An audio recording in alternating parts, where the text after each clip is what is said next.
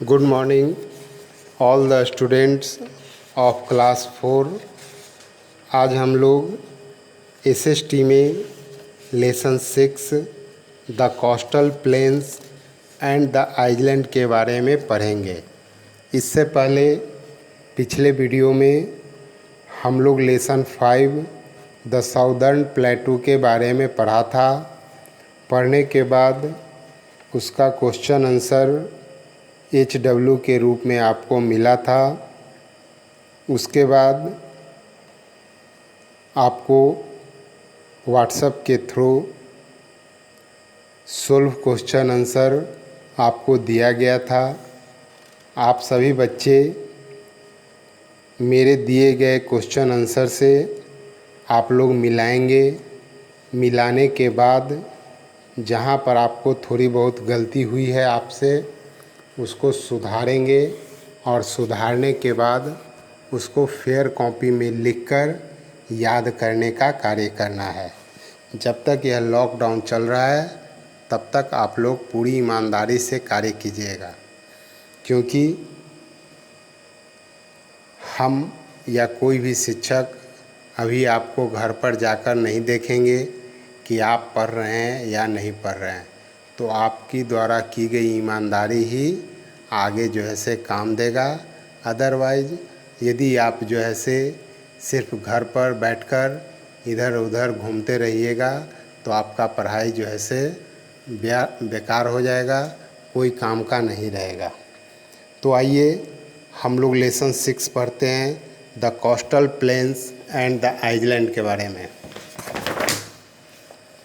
The Deccan Plateau is surrounded by narrow coastal plains which extended along the coast for about 6,000 kilometers from Gujarat in the West UP to the West Bengal in the East। कहता है कि डेक्कन प्लेटू के चारों ओर एक coastal plain है जो फैला हुआ है आपको 6,000 किलोमीटर फ्रॉम गुजरात से 6,000 किलोमीटर इन द वेस्ट पश्चिम में UP to the West Bengal in the east, और पूर्व में वेस्ट बंगाल तक फैला हुआ है। पश्चिम में गुजरात तक और पूर्व में वेस्ट बंगाल तक, जिसकी लंबाई अप्रॉक्स 6,000 किलोमीटर है, मतलब 6,000 kilometre. The area between the western Ghats and the Arabian sea is called the western coastal plains and the area between the eastern Ghats and the way of Bengal is called the eastern coastal plains. The two coastal plains meet at Kanyakumari, the southernmost tip of the mainland of India। और कहता है कि दोनों coastal plain Kanyakumari, जो कि भारत का सबसे दक्षिण में यहाँ पर जो है से आपकी लैंड जो है से समाप्त हो जाती है और वहाँ से समुद्र जो है से शुरू हो जाता है। The western coastal plains lie between the western Ghat and the Arabian sea and extended from Gujarat to Kerala. और कहता है कि वेस्टर्न कोस्टल प्लेन जो है वो वेस्टर्न घाट और अरेबियन सी तक फैला हुआ है, जो कि गुजरात से लेकर केरला तक है। The average wide of the plain is about 65 kilometre, और इसकी चौड़ाई तकरीबन 65 किलोमीटर के आसपास है। The western coastal plains is divided into 3 parts. Western coastal plain को हम लोग 3 हिस्से में बांटते हैं। पहला है Gujarat coast towards the north में Gujarat coast, the Konkan coast in the middle, बीच वाले पार्ट को हम लोग कोंकण कोस्ट बोलते हैं, and the Malabar coast towards the south, और दक्षिण में जो है उसको हम लोग बोलते हैं Malabar coast. The Malabar coast is well known for lagoons और black waters. These are locally called kayals, और वहाँ के लोग इसको मालाबार कोस्ट को क्याल्स के नाम से भी जानते हैं। Kochi is the most important port on the Malabar coast, और कहता है कि कोची मालाबार कोस्ट का एक प्रमुख बंदरगाह है। आगे हम लोग बढ़ते हैं the eastern coastal plains. The eastern coastal planes lie between the Eastern Ghat and the Bay of Bengal and extends from West Bengal to Tamil Nadu, और कहता है कि ईस्टर्न कोस्टल प्लेन जो है वो ईस्टर्न घाट और बे ऑफ बंगाल तकले फैला हुआ है, जो कि वेस्ट बंगाल से लेकर तमिलनाडु तक है। The average wide of the plain is about 120 kilometre, और इसकी औसत चौड़ाई जो है वो 120 किलोमीटर के आसपास है। The eastern coastal plains is divided into two parts, the northern Circars, जिसको हम लोग द नॉर्दर्न पार्ट के नाम से जानते हैं, और दूसरा है कोरोमंडल कोस्ट, जिसको हम लोग साउथर्न पार्ट के नाम से जानते हैं। आगे rivers such as Mahananda, Godavari, Krishna and Kaveri from large delta along the eastern coastal plains making it very fertile, और कहता है कि इस क्षेत्र में महानदी, गोदावरी, कृष्णा और कावेरी नदी जो है वो बड़े बड़े डेल्टा का निर्माण करती है, जिसके कारण ईस्टर्न कोस्टल प्लेन जो है वो बहुत ही उपजाऊ होता है। तो आप लोग शायद डेल्टा के बारे में नहीं जानते होंगे, तो डेल्टा को थोड़ा सा समझना होगा। इसके लिए जब स्कूल खुलेगा तो आप लोग को बताया जाएगा, ये बिना बोर्ड पर बताए हुए नहीं समझ सकते हैं। उसके बाद the island.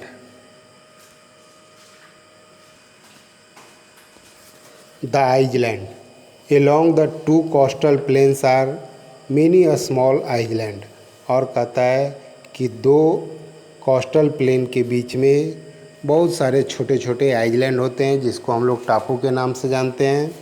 Away from these plains are the two main groups of island, the Andaman and Nicobar island and the Lakshadweep.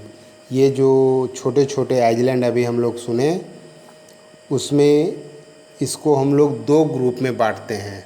पहला ग्रुप है अंडमान एंड निकोबार और दूसरा ग्रुप है लक्षद्वीप। और अंडमान और निकोबार में छोटे छोटे कई द्वीप हैं, उसी तरह से लक्षद्वीप में भी छोटे छोटे कई द्वीप रहते हैं। अंडमान एंड निकोबार आइलैंड के बारे में पढ़ते हैं। The Andaman and Nicobar island are located in the way of Bengal. कहता है कि अंडमान और निकोबार आइलैंड जो है वो बे ऑफ बंगाल यानी कि बंगाल की खाड़ी में अवस्थित है। There are over 500 island divided into two groups, और कहता है कि इस अंडमान निकोबार में छोटे बड़े 500 आइलैंड है, जिसको हम लोग दो ग्रुप में बांटते हैं। पहला है the northern group is called the Andaman island and southern group is called Nicobar island. और अंडमान निकोबार में भी हम लोग दो ग्रुप में बांटे हैं। पहला जो नॉर्थ मतलब जो उत्तरी भाग में है उसको हम लोग रखें अंडमान में, और जो साउथ में है उसको हम लोग रखें निकोबार आइलैंड में। The territories capital is port Blair, और दोनों का मिलाकर एक ही राजधानी है।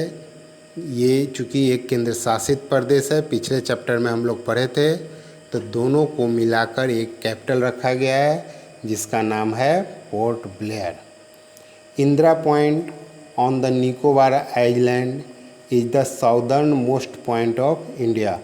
और अभी जैसे हम लोग पीछे में पढ़े थे कि Kanyakumari is the southern point, तो हम लोग कहेंगे कि भारत में जो लैंड होता है उसके सटे हुए कन्याकुमारी सबसे अंतिम में था, लेकिन चूँकि अंडमान और निकोबार भी हमारे ही देश के अधीन में है, इसलिए वहाँ का एक जगह है जिसका नाम है इंदिरा पॉइंट। इंदिरा पॉइंट जो है वो निकोबार में southern most point of India, मतलब इंडिया का सबसे दक्षिण में ज़मीन जो है वो है इंदिरा पॉइंट। वहाँ के बाद जो है से आपका सिर्फ और सिर्फ समुद्र के ही शुरू होती है। The cellular jail in Port Blair is very famous, और कहता है कि यहाँ पर एक सेलुलर जेल है जो कि बहुत ही प्रसिद्ध है। Many Indian freedom fighters were kept in this jail when India was ruled by the British, और कहता है कि जब हमारा देश अंग्रेज़ों के गुलाम था तो बहुत सारे फ्रीडम फाइटर मतलब स्वतंत्रता सेनानियों को पकड़कर वहाँ पर उस जेल में रख दिया जाता था। उसको हम लोग ओपन जेल के नाम से जानते थे। कहने का मतलब है कि इंडिया से एक तो वो आइलैंड दूर है, वहाँ पर ले जाके ऐसे ही छोड़ दिया जाता था स्वतंत्रता सेनानियों को, और वहाँ से फिर आना यहाँ इंडिया में बहुत ही मुश्किल भरा कार्य होता था, क्योंकि इंडिया से कई 100 किलोमीटर दूर है और समुद्र में कई 100 किलोमीटर तैरना बहुत ही मुश्किल है आपको यहाँ आने के लिए। Rice, maize, coconut and rubber are the main crops, और इस अंडमान आइलैंड का मुख्य फसल है आपको rice, maize, coconut and rubber. अब हम लोग पढ़ते हैं Lakshadweep. The Lakshadweep lie in the Arabian sea close to the Malabar coast, और कहता है कि लक्षद्वीप जो है वो अरब सागर में पड़ता है और मालाबार कोस्ट के नज़दीक में है। They are spread over 32 square kilometre, और यह लक्षद्वीप जो है वो 32 स्क्वायर किलोमीटर में फैला हुआ है। द टेरिटरी कैपिटल इज कावरती, और चूँकि यह भी एक यूनियन टेरिटरी स्टेट है और इसकी राजधानी है Kavaratti. It is the smallest union territory of India, और इंडिया का सबसे छोटा केंद्र शासित प्रदेश हम लोग बोलते हैं लक्षद्वीप को, क्योंकि यह बहुत ही छोटा है। The island of Lakshadweep are flat and have been formed from coral deposit. The main occupation of the people is fishing, coconut is the main crop, और कहता है कि लक्षद्वीप के लोगों का मुख्य पेशा जो है वो मछली है, मछली पालना और मारना। Coconut is the main crop, और कोकोनट वहाँ का मुख्य फसल है। अब हम लोग पढ़ते हैं लाइफ इन द रीजन, उस क्षेत्र के लोगों का जीवन कैसा है। The two coastal plains cover some part of the states of Gujarat, Maharashtra, Goa, Karnataka, Kerala, West Bengal, Orissa, Andhra Pradesh and Tamil Nadu. कहता है कि ये सभी राज्य जो है वो कोस्टल प्लेन्स के अंतर्गत में आते हैं, मतलब ये सभी राज्यों की सीमा जो है वो समुद्र से लगती है। सबसे पहले हम लोग गुजरात के बारे में पढ़ते हैं। Gandhinagar is the capital city. Gujarat की राजधानी हो गई Gandhinagar. Ahmedabad is the largest city, Gujarat का सबसे बड़ा शहर है अहमदाबाद। साबरमती आश्रम is located on the outskirts of Ahmedabad, और साबरमती एक आश्रम है जो कि गांधी जी जिस जगह पर रहते थे उसको हम लोग साबरमती आश्रम के नाम से जानते हैं। वो जो है से अहमदाबाद में ही अवस्थित है। Most of the people are traders and farmers, और ज़्यादातर लोग जो है वहाँ का वह व्यापारी और किसान हैं। The main crops grow are jowar, bajra, cotton, wheat and sugar cane, और वहाँ के लोगों का मुख्य फसल है ज्वार, बाजरा, कॉटन, व्हीट और sugar cane. Dairy farming is popular, और वहाँ पर मतलब गुजरात में डेयरी फार्मिंग मतलब दुग्ध उत्पादन भी बहुत ज़्यादा होता है। Amul well known for its dairy products is based here, और आप लोग हमेशा जो है से अमूल दूध का नाम सुनते होंगे। वह अमूल दूध जो है गुजरात से ही सप्लाई सभी जगह पर होता है। The Gir national park the natural home for the Asiatic lion is located here, और एक बहुत ही विलुप्त प्रजाति हो गई है एशियाटिक लायन, जो कि पूरे विश्व में बहुत ही कम संख्या है। वह आपके देश के गुजरात में अवस्थित गिर नेशनल पार्क में भी इनकी संख्या पाई गई है। The people mainly speak Gujarati, और वहाँ के ज़्यादातर लोग जो है वो गुजराती भाषा बोलते हैं। Men like to wear churidar, pyjama, पैजीरिया एंड कुर्ती। यहाँ के जो पुरुष होते हैं वो चूड़ीदार पैजामा और कुर्ती पहनते हैं। वाइल वुमेन वियर साड़ी और कलरफुल लहंगा, और महिलाएं जो है वो साड़ी और कलरफुल लहंगा पहनती हैं। Ras Garba is a popular folk dance, और गुजरात का पॉपुलर फोक डांस है जिसका नाम है रास गरबा। आइए अब हम लोग आगे बढ़ते हैं, महाराष्ट्र के बारे में पढ़ते हैं। On the Konkan coast is situated the capital city of Maharashtra, और कहता है कि कोंकण कोस्ट जो है वो महाराष्ट्र का कैपिटल सिटी कहा जाता है, जिसको हम लोग मुंबई के नाम से जानते हैं।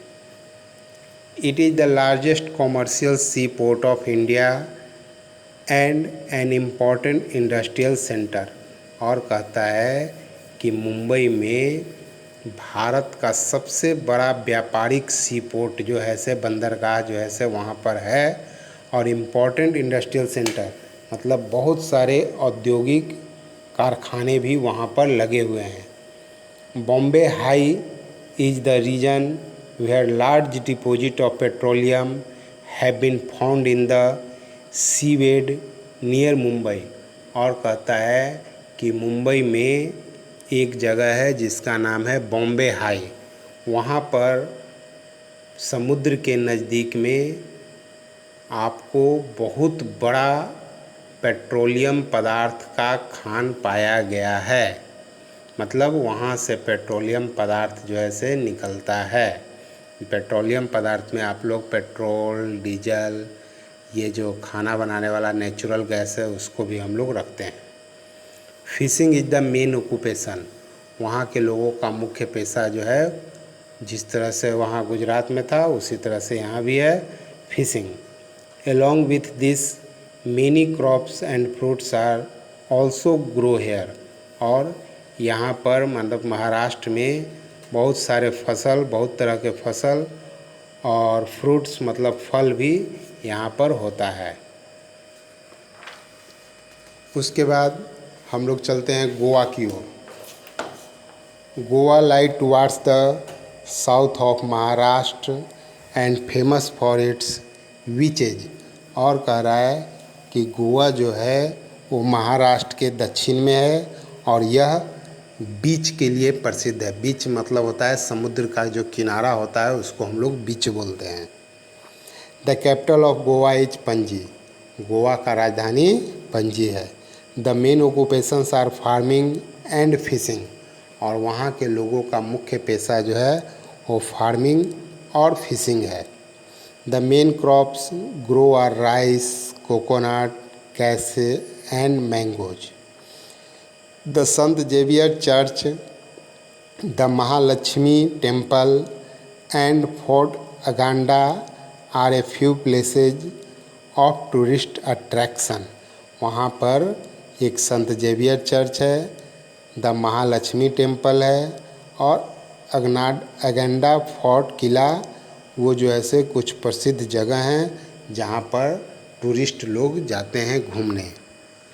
उसके बाद आगे बढ़ते हैं Karnataka.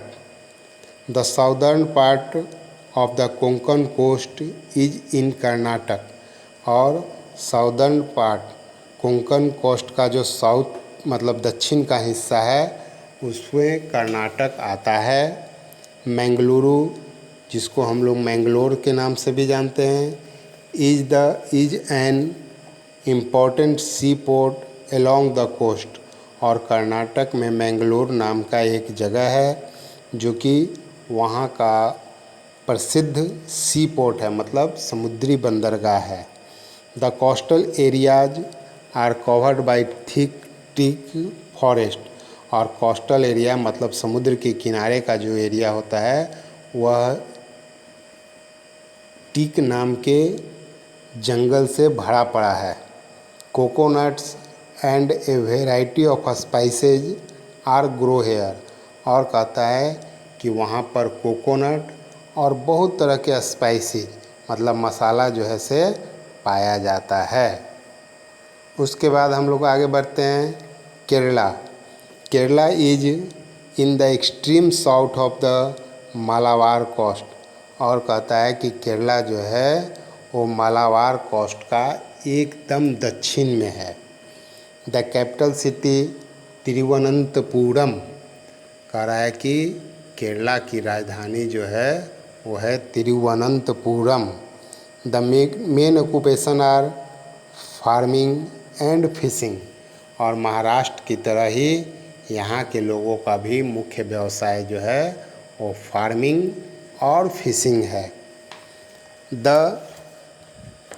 The main crops grow are rice, coconut, rubber, coca, coffee and spices. The people of Kerala are highly educated and speak Malayalam and English. और कह रहा है कि केरला के लोग हाईली एजुकेटेड मतलब बहुत ज़्यादा शिक्षित हैं। और ऐसे भी हमारे देश में सबसे ज़्यादा लिटरेसी रेट आपका केरला का ही है। सबसे ज़्यादा पढ़े लिखे लोग केरला में ही पाए जाते हैं। Highly educated and speak Malayalam and English. वहाँ के लोग मलयालम भाषा और इंग्लिश भाषा बोलते हैं। Onam is the main festival during which snake sea boat race are held. और कहता है कि ओणम वहाँ का मुख्य पर्व है और इस पर्व में स्नेक सी बोट रेस मतलब सांप के जैसा, सांप जिस तरह से लंबा होता है लंबा पतला, उसी तरह से वहाँ पर सी बोट रेस मतलब समुद्र में बोट रेस का आयोजन किया जाता है। नौका दौड़ का आयोजन किया जाता है। Kathakali and Mohiniattam are the main classical dance. और कहता है कि कथकली और मोहिनीअट्टम वहाँ का मुख्य क्लासिकल डांस है। उसके बाद हम लोग पढ़ते हैं West Bengal. West Bengal lie in the eastern coastal plains. और कहता है कि वेस्ट बंगाल जो है वो ईस्टर्न मतलब पूर्वी कोस्टल प्लेन के अंतर्गत आता है। Kolkata is the capital. और इसकी राजधानी जो है वो है Kolkata. The soil of the region is highly fertile. और कोलकाता यानी कि वेस्ट बंगाल के क्षेत्र में जो ज़मीन पाए जाते हैं वो काफ़ी फर्टाइल होते हैं, मतलब काफ़ी उपजाऊ होते हैं। The main crops grow are rice and jute. वहाँ का मुख्य फसल जो है वो आपका राइस और जूट है। उसके बाद हम लोग बढ़ते हैं आगे। Orissa. Thousand of tourist from India as well as from other countries of the world visit the temple towns of Puri, Konark and Bhubaneswar. कह रहा है कि थाउजेंड ऑफ टूरिस्ट मतलब हजारों पर्यटक इंडिया से, साथ ही दूसरे वर्ल्ड के दूसरे देशों से भी बहुत सारे टूरिस्ट लोग जो है उड़ीसा में आपको जगन्नाथ मंदिर पुरी, कोणार्क सूर्य मंदिर और भुवनेश्वर में मंदिर को देखने आते हैं। Chilka lake with its birds sanctuary is a major tourist attraction. साथ ही वहाँ पर एक चिल्का लेक है, झील है, जो कि वर्ड सेंचुरी मतलब चिड़ियों का एक सेंचुरी टाइप का होता है, मतलब कि जहाँ पर बहुत सारे चिड़िए रंग बिरंगे तरह तरह के चिड़ियाँ पाए जाते हैं, जो कि लोगों को टूरिस्ट का एक अट्रैक्शन मतलब केंद्र बना हुआ है।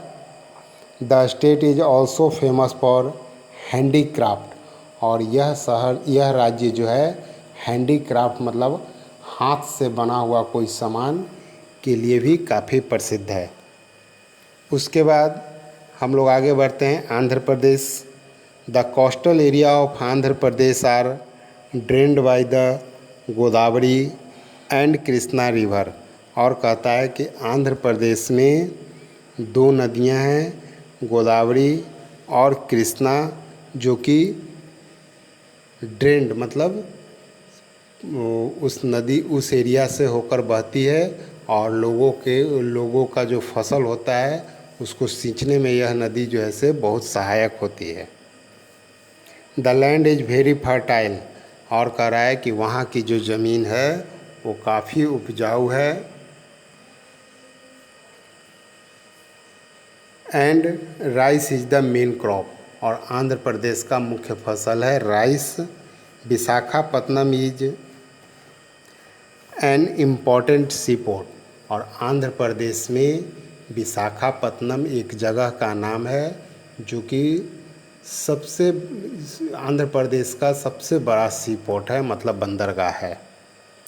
The city has a ship building yard, an iron and steel plant and an oil refinery.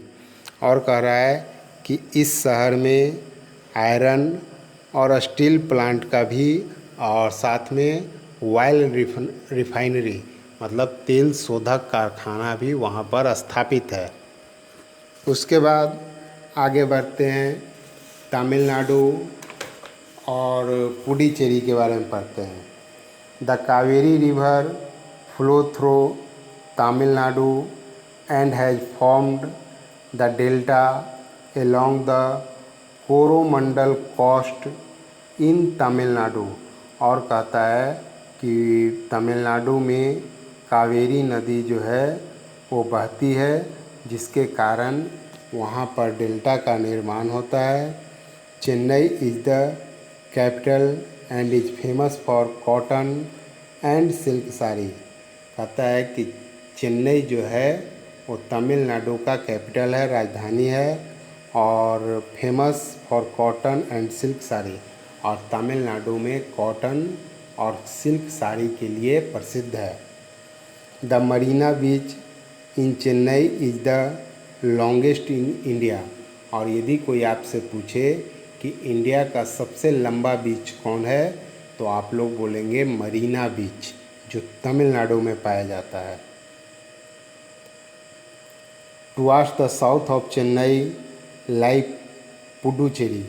और कहता है कि चेन्नई के साउथ में एक जगह है जिसका नाम है Puducherry, which was once under the French rule. पहले यहाँ पर फ्रेंच रूल हुआ करता था। The main city is Auroville which is widely known for Matrimandir and और वाइंड अरविंदो आश्रम। वहाँ पर पुडुचेरी में एक अरविंदो आश्रम है और मैत्री मंदिर है जो कि बहुत ही प्रसिद्ध है।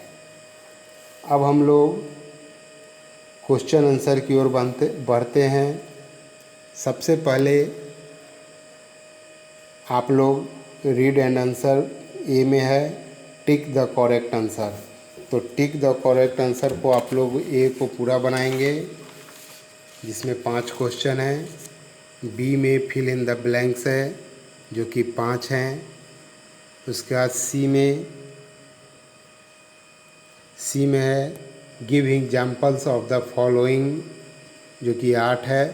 इस 8 को भी बना लीजिएगा। और डी में आंसर द फॉलोइंग क्वेश्चन 8 है, इसको भी बनाइएगा। और चूँकि बहुत ज़्यादा हो गया है, बहुत ज़्यादा होमवर्क हो रहा है, तो इसको हम लोग क्या करेंगे कि कल और सोमवार 2 दिन में इसको बनाएंगे और मंगलवार को आप लोग को सोल्व क्वेश्चन देंगे।